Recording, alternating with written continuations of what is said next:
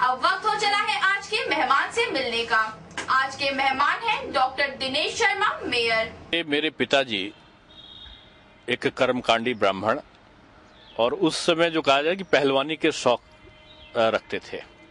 एक बहुत अत्यंत साधारण परिवार में मेरा जन्म हुआ। या दूसरे शब्दों में मैं कहूं कि मेरे पिताजी ने अपने पौरस से, अपनी मेहनत से एक अच्छे प्रतिष्ठित व्यापारी के रूप में प्रतिष्ठा पाई।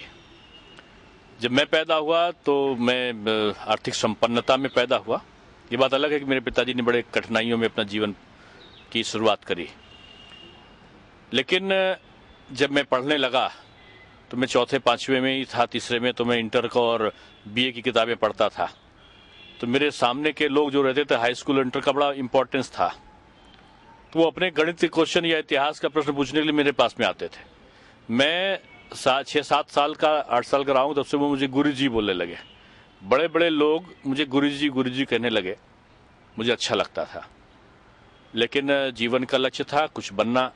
घर में व्यवसाय था, व्यवसाय के प्रति मेरी रुचि नहीं थी और मैं चाहता था कोई कंपटीशन में बैठ के मैं कुछ बनूं। लगातार हाई स्कूल से, नर्सरी से लेकर और एमकॉम, डीपीए, डीयूजी, पीएचडी तक मैं प्रथम श्रेणी में रहा। और प्रथम श्रेणी में पास होने के साथ साथ मैंने पीएचडी के बाद भी मैंने 5 किताबें लिखी, 40 पेपर मेरे छपे।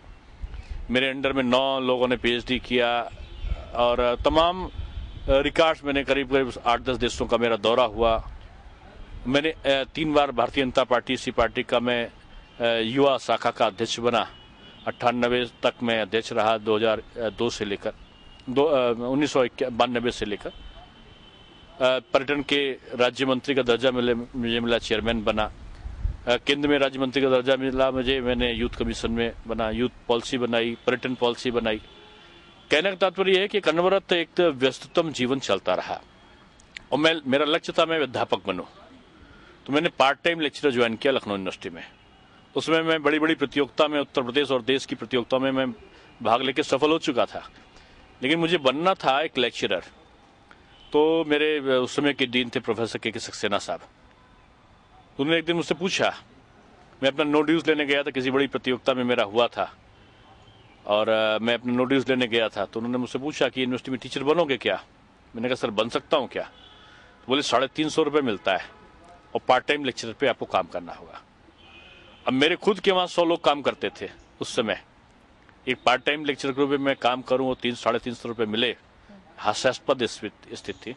लेकिन ये मेरा सौभाग्य था कि मैं एक टीचर बनना चाहता था। मैंने इसको ज्वाइन किया।